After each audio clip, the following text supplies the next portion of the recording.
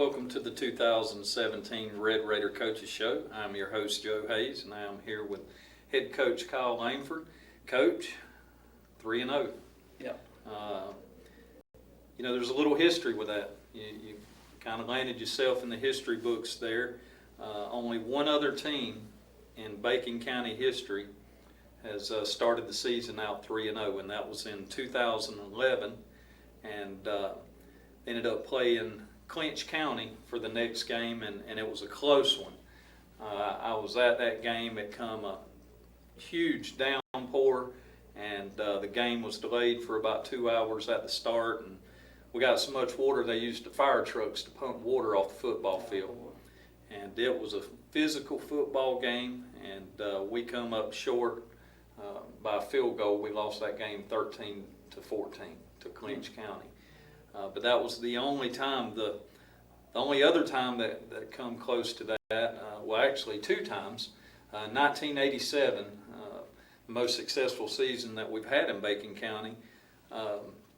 They won their first game, and they lost their second game to Appling County, and ended up going undefeated for the remainder of the season, and ended up losing in the playoffs to Camden County, first round of the playoffs, but they went 9-2 that year. And then in 1962, I believe, we actually, the first game we played, we tied. And then they ended up winning the next three games, but that a tie does not count as a actual win. So in the record books, you're the second head coach to start the season out 3-0, and that 3-0 come off of Berrien. And why don't we talk about that a little bit, about Berrien County and the game, and how we started out and how we ended up finishing. Well, Berrien was a very good team, very well coached, and we knew that from the jump. It was evident on film, and coming from the region that they come out of, and it's been a playoff team the last couple of years. So Coach Cribb's done a good job over there. So we knew what to expect. They were going to be very disciplined, physical, and all that. And we certainly had our work cut out for us. The disappointing part from my end is we get down inside the 15, three times and don't come away with any points. So, once again, and I sound like a broken record, that's something that can't happen. Against these good teams we're fixing to start playing in the region, that can't happen. And then we had a, 87-yard kickoff return called back for blocking the back, so foolish penalty there. But we're real pleased with the way the guys just kept playing hard. And, they didn't let hiccups in the road or bad things slow them down or stop us from what we're trying to do. So I was real pleased with that. And I thought our focus was real good, even going into the game. But as the game progressed, it seemed like we got a little finer tuned and got the job done when it mattered. That's right. Well, I know it was a pretty slow start there, going back and forth. Neither team, I know defense, it was really a defensive game in the first half, because our defense and their defense both stepped up in big ways and made some big stops and caused some turnovers. And, and I know when we come back from the second half, that opened up. But, the start of the game, it was like we always do. We're figuring each other out, and it was a slow start. But, one thing I felt better in that game, our offense was moving a little better. Our line, our O-line, I was very impressed with some of the holes that they were opening up for Madison to run through. And, when we got some big yards, but those yards don't count unless you get touchdowns. Right, that's all that matters. I think we were well over 500 yards offense, and that's all well and good. But, you look and you say, well, there's 28 points we left on the field, and so that shouldn't have happened. And good teams don't do that. Good teams capitalize on those opportunities, and if we're going to be a good team, then that's what we're going to have to do from going forward. But yeah, I thought the offensive line did a good job. I thought they got better as the game went, and a lot of that was due to the fact that we ran 93 plays. So, when you start getting up 70, 80 plays, you'll certainly see a shift in the line of scrimmage, hopefully for us. And I thought that was evident the other night as we got to 60, 65. You start seeing us get a little bit better push, and then once Anthony starts getting a little bit of push, then we're off and running. And he had a big night. He was around 265 for us, and so that was a good night for him and a good night for the team. And on top of that, we threw for about 162. So, you know, it was a pretty balanced night for us as far as play selection goes. I think we're around 50 plays running, and then we're 43 passing. So somewhere in that ballpark, I thought we did a good job, and just got to do maybe a better job this week even. I was proud of Anthony. Speaking of him, I think that was a career high for him. If it wasn't, it was It close. was close. It was close, but either way, he did. I think he averaged out pretty close to 6.5 yards a carry on the night. So he had a really big night. And another exciting thing, I know on Facebook in the Game magazine made a comment that they were going to do a write-up on Anthony, right, and especially about that game as well. It was a big night, you know, for him. I'm proud for him and excited for his family, and I thought the young man did an outstanding job. And he does a good job. He's a good player. But the thing is this, we got a lot of good players, and yes, without the outstanding offensive line, then that ain't going to happen. Without a good play at quarterback, that ain't going to happen. Without receivers doing their jobs, it don't happen. And without the defense turning the ball back over and giving it back to us, then those kind of things don't happen. So it's not by chance, and it wasn't luck. It's kind of what we're designed to do. And but that's the way it's going to go for us this year. Anthony's going to get the ball a whole lot, and we'll give it to the hot hand. If throwing's the thing for us, we'll throw it 50 times, 60 times, and if we have to run it 50 or 60, we'll do that as well. The thing that's concerning to me is we've got to have we've got to get a secondary back going. And you look the last 2 weeks especially, we've run 2 other guys a couple of times, and we've not gotten production out of that. So that's something we're going to make a real effort to this week. We've got to get another guy going. I think Xavius is the one to pick the ball up and go and kind of give us a different aspect there running the ball, but he hadn't done it yet. So he knows what's at stake, and he knows what we expect out of him, and so it's time for him to produce also. Let's talk about our offensive line a little bit, Coach.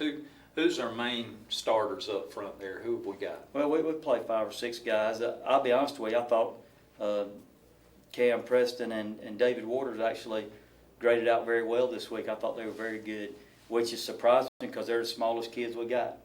But I'll tell you what, when you go back and look at the film critically, their effort and the way they play hard, and whatever they got, they give it to us. It's not like they hold anything back. They give us everything they got, and that's what we demand out of them. I thought Jesus was pretty good, had a good night. Andrew was good as always, and Will got better as the game went. I didn't think Will was as good early on, but after halftime I thought he was really good too.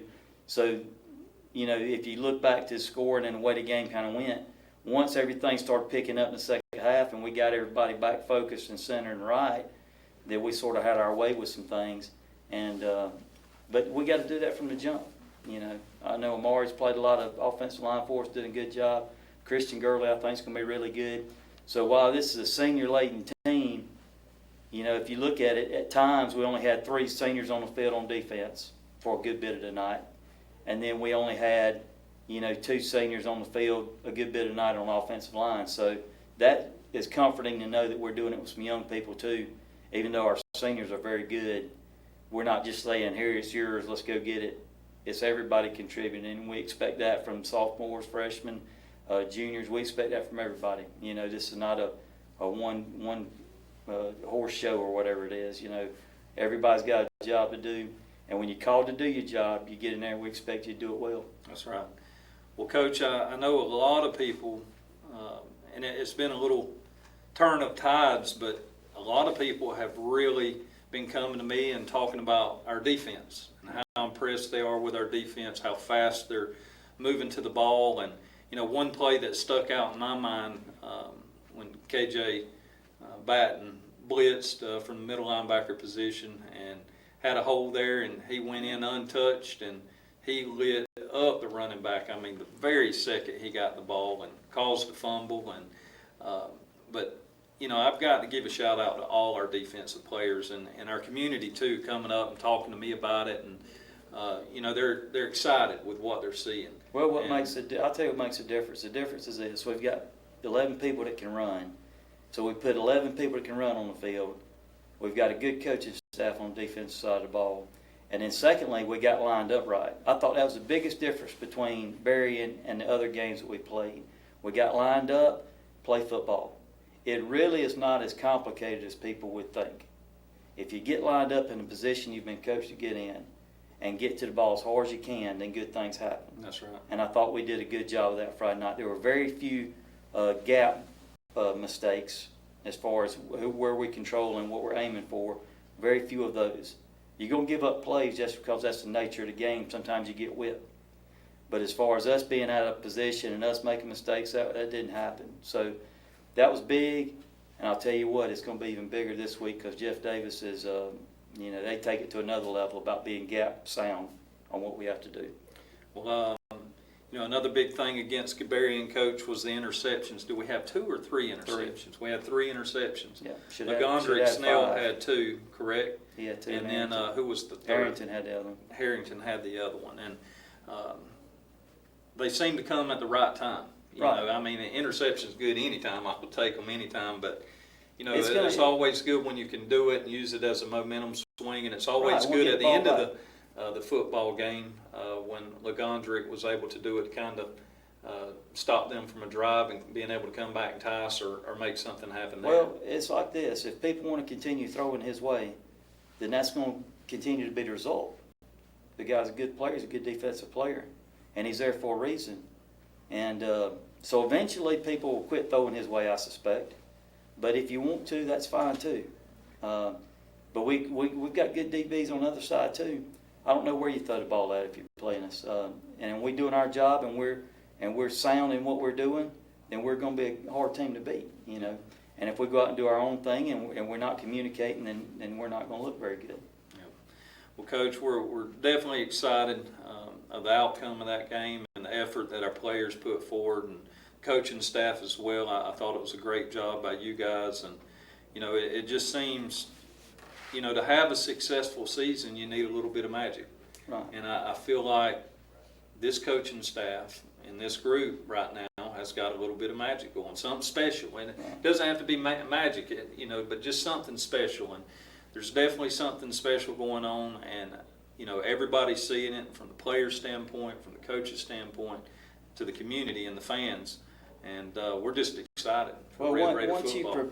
It's like this: if you prepare hard and you work hard and you pay attention to detail and you're focused, then what else is there? Then it's just a matter of effort.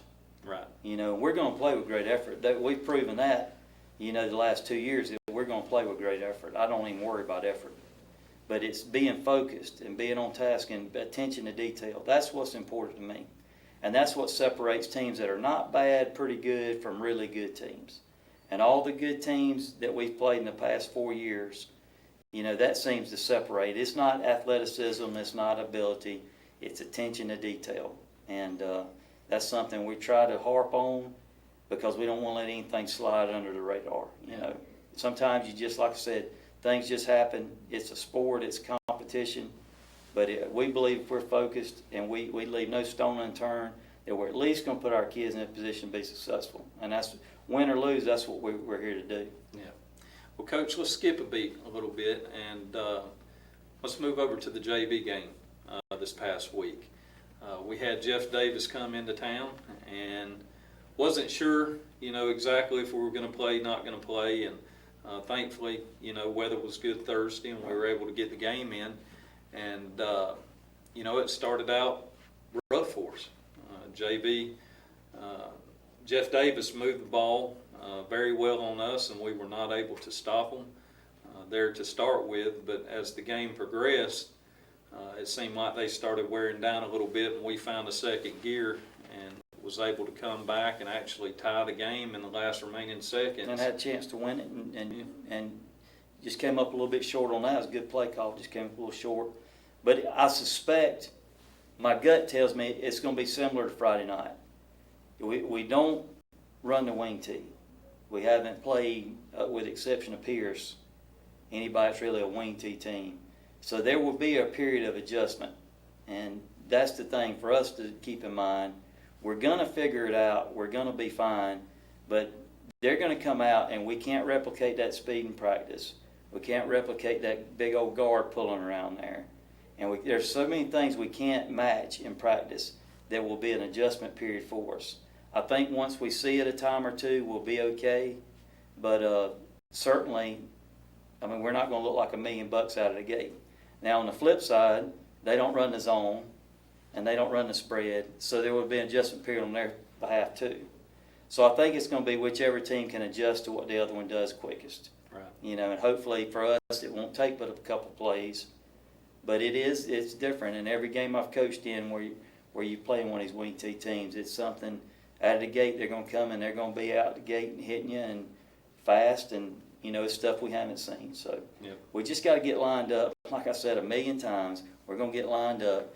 And like I told Coach Helton earlier in the week, for us, what they run is not as complicated to me. What's important to me is, are we going to be physical at the line of scrimmage? Are we going to hit people? Are we going to get to the football? That's what's important. If we do that, you can take all the plays. Plays don't matter that much. What matters, are you going to hit people? Are you going to be physical? Are you going to be aggressive? And if we are, we'll be fine. Okay. Well, we're going to take a quick break, and we'll come back to you shortly, and we'll dive a little more into Jeff Davis and what we can expect this week. See you in just a second.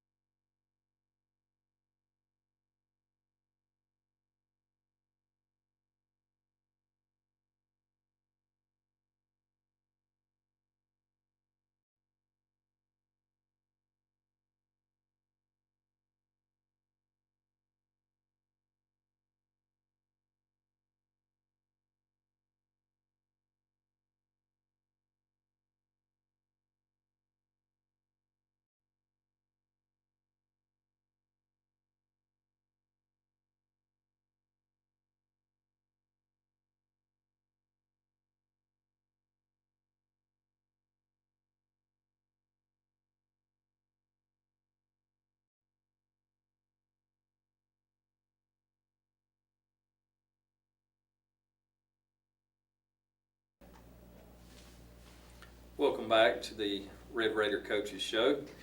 Coach, big week this week going into Jeff Davis,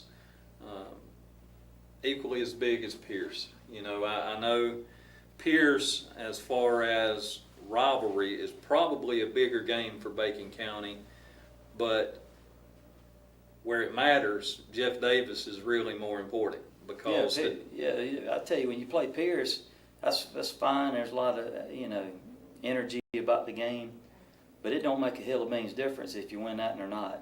You know, beating Pierce doesn't get you closer to the playoffs. That's right. It matters not. And so, these last three were for fun. You know, they were funsies. But this one here matters because it's a region game, and if we're going to get to where we want to be, this is one you got to win. Right. And it's just plain and simple. The winner of this one's going to be in really good shape. And the loser of this one's going to be behind the 8 ball and going to have to play good football the rest of the way to get it done. And, that's what makes this more important for me.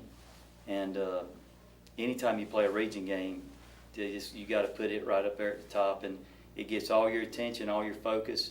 And this region is so good. You sit there and look, you got 6 undefeated teams in this region right now. And every team in this region is very good. And I wish that was not the case. I wish half of the team stunk, but they don't. Everybody's good, and it's going to be a dogfight from here to week 10 on the 4 teams that are going to get in. So if we want to be one of those 4 teams, then it's got to start right now. Well, Maxwell rankings came out, which they do every week, but just this week come out with the new updated rankings, and I do know, speaking of our region, Coach, they've got our region as the strongest region in the state of Georgia, and that says a lot about our competition. I'm not surprised. You know, and we're not putting down Region 1. They some mighty fine football in the likes of Thomasville and Fitzgerald and Berrien County and everything they've got over there. It's very good, But it doesn't compare to this one. Not 'Cause right now and this one week. runs, you know, you look at this region, and this region runs 6 teams very deep. And there are going to be a couple of good teams. When it's all said and done, there's going to be a couple of good teams in this region that are not going to be in the playoffs that would be in the playoffs in any other region in the state. Yep. And that's just the way it is. And I think it makes you battle tested. I'm glad we've played the games that we've played because they've all been against good teams and tough physical teams. And I think that's gotten us prepared to this point. And so I like where we're at right now. Absolutely. Well, Coach, Jeff Davis leads in this series 28-32. Just touching on a little history there, the longest run we've had was in 1956. It started, and we went on an 11-game win streak. Ended in 1966. But here currently we're running on a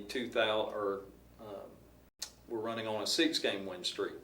So in 2011, the last time we went 3-0, we beat Jeff Davis. They were not a region opponent that year, but they were our first opponent of that season, and it was a non-region matchup.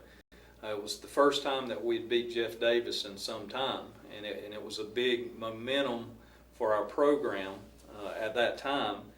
It was just big. The whole community lit on fire, and we, since 2011, we've been on that 6-win streak, and we hope to make that 7, and we can continue that on.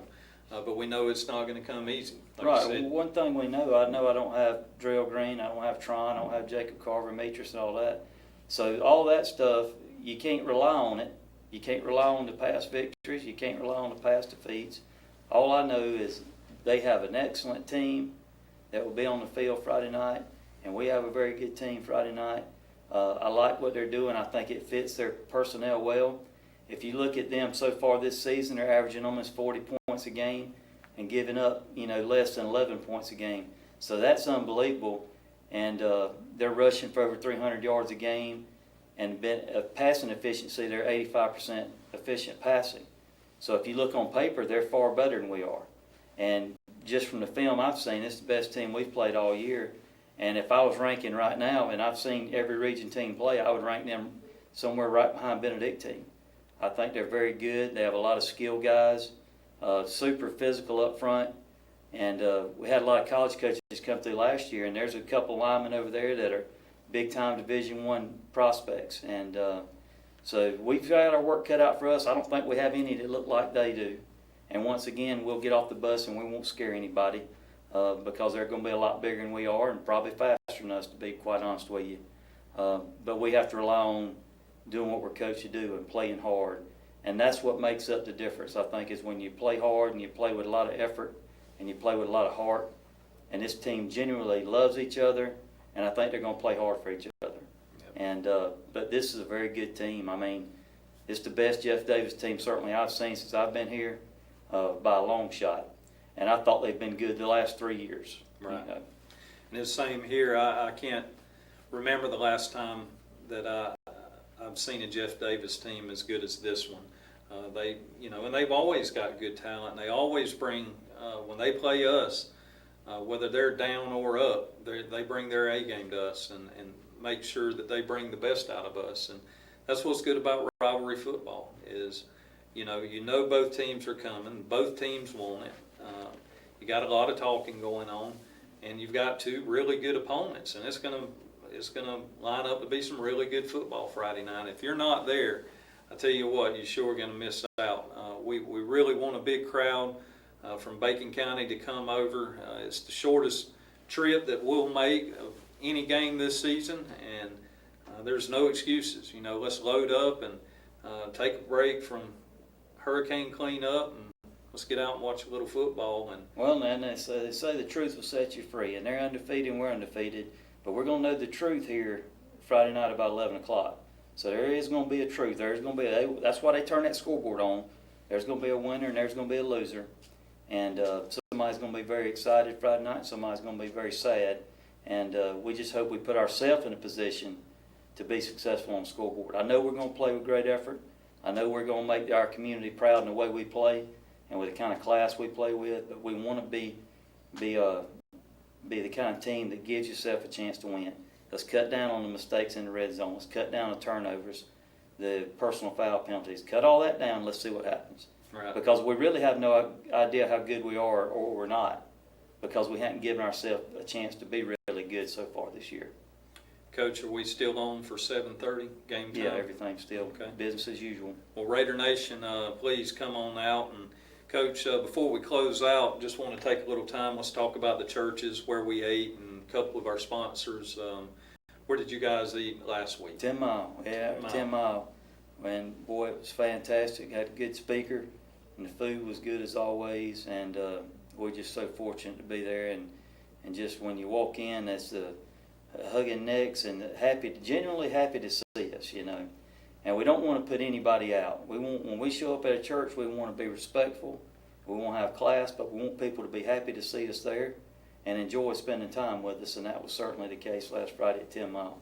And tomorrow we're going to go to Douglas Chapel, correct? So we'll be eating out there with the Geisel community area out there. So I know the players always look forward to that as well. And you know, I want to bring up our breakfast. Every Friday morning we do we call it a pregame breakfast. So we cook for the players, and we've got a lot of people like Joe Bordeaux and Gavin Vickers and Mr. Burkett. Yep, Mr. Vance Burkett and myself, and I'm trying to think who else. Heath Carver and Andrew, Aaron Andrews. Yeah. And who am I missing? Clint Burkett. Yeah, it was But anyway, we've got a good crew of guys that come in, help us cook, prepare the food. We typically do bacon and sausage, grits, biscuits, and eggs. Yeah. And then we'll switch it up the next week and do bacon, sausage, pancakes, and eggs. Yeah. And it's just, you know, it's always good to start the day off with a good meal. And I want to thank D.L. Lee for always stepping up and sponsoring the meats for us. I want to thank Taylor Farms for all they do for many, many years. They've been sponsoring the breakfast. And Mr. Vance Burkett, he had sponsored the breakfast this year. Mr. Daniel Moore, I want to thank him. He sponsored quite a few breakfasts. But if you're interested in actually sponsoring a breakfast, it's $100. And it goes a long ways.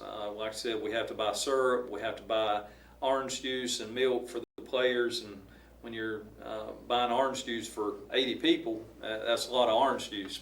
And I think we only have 1 or 2 breakfasts left, so if that's something you're interested in doing, you need to make a move quick, because it's going to fill up. It fills up quick every year, and we want you to be able to be a part of it if you desire to, but just know that people are in line ready to go, so we want to get that taken care of. So that's one less thing I'll have to worry about. That's right. That's right. And John Hughes with State Farm, he always sponsors. And speaking about State Farm, that's another one of our Super Raiders. We don't want to forget mention them. Right. So we've got State Farm. We've got Bert, Mr. Larry Taylor. Mr. Larry was honorary captain Friday night, and it's always a thrill to me to see one of the old Red Raiders. You know, one of the guys that's been there and done it. And I know he got a lot of pleasure out of that and a lot of enjoyment out of it. And I enjoyed giving him that opportunity. And he brought some good luck. He may be doing that thing again before it's over with. Well, it was exciting to me to see the community response of him being out there, and especially on Facebook. A lot of people were making a lot of positive comments about the legend and them calling Mr. Larry the legend. And, you know, and I was able to get educated a little bit about that history. And it's always exciting anytime I can learn anything about Bacon County history, and just being a part of it here. Well, and it's like this. We tell them this every year when they start and when they leave. Once you're a Raider, you're always a Raider, and that won't change. When you graduate, you move off, you come back, you stay here 100 years, you'll always be a Raider. And That's right. And we're certainly glad to have people like him and the rest of the former Red Raiders in the community. And the other Super Raiders, Clean Air and Electric, with Andy. we can't thank those guys enough either, and how much they do for us. And it's just huge to have businesses and individuals like this in our community that step up in a big way and go above and beyond to support our program. And we had, you know, over 1,000 people in our stands Friday night. Barry brought a good crowd, and I don't see no reason in the world why we can't take 1,000 people over at Hazelhurst Friday night and fill them little stands up over there. There's not a lot of seating, but we'll fill it up and we'll wrap around the fence a couple times, and we better be there and be loud and make this thing a night to remember, you know. Yep, and a few more people I want to give a shout out to, and we'll wrap it up, Coach. We also do post-game meals for the players. So we feed them breakfast on Fridays, every game day, and then we also feed them lunch. They go to a church, and then after the football game, we make sure that they get fed, because the game's getting over at 10:30, 11 o'clock at night, unless it's like Pierce and it's getting over at 12 o'clock. You know, there's not really any place for the players to go to get food. So we want to make sure they have food in their hands to be able to go home or to take home. Some of them eat it right there, but some of them take it and go hop in their cars and go on home. But, you know, we've reached out. Dairy Queen always does us a good deal and gives us discounts on buying food for the players. Subway always steps up. Parker's with pizzas, huge. They always give us a big discount on doing that, and it saves us a lot of money when they do that. And it helps the program. That's money we can use somewhere else. And also Roadrunners, truck stop. You know, I want to thank them folks there. And, you know, if they could come and see the players' faces when I'm handing them food, you know, and it's not every day that a player walks up to you and just hand him 3-4 pieces of pizza. I mean, that's a lot of pizza. If you're buying for 80 players and you give them 4 pieces of pizza a piece, but, you know, they've worked hard, they deserve it. And, you know, we want to make sure they get fed, and we keep weight on them, and we don't want them losing weight. Well, we expect the best out of them, and in return, this community gives the players their best. That's right. And that's what it takes. It's not just a 1 or 2 person deal. It's the whole community, as Joe just listed the numerous people to help out. And we want to treat these boys special. They are special, and they're giving us a lot of their life and their effort and their body. And in return, we give them a lot in the way we treat them and the way they're handled. Well, Raider Nation, we just want to thank all our sponsors and our community, and we're asking for you guys to show out in a big way, and let's ride on over to Hazelhurst tomorrow.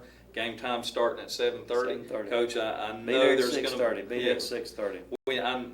Never have I seen us go to Hazelhurst and not have a crowd. So I know Raider Nation is going to step up in a big way. Let's get over there. Let's cheer our boys on, and hopefully we'll come back here next week, and we're going to be sitting in the record books, hopefully 4-0, Coach. Yeah, that'll be good. All right. We appreciate it, and go Big Red.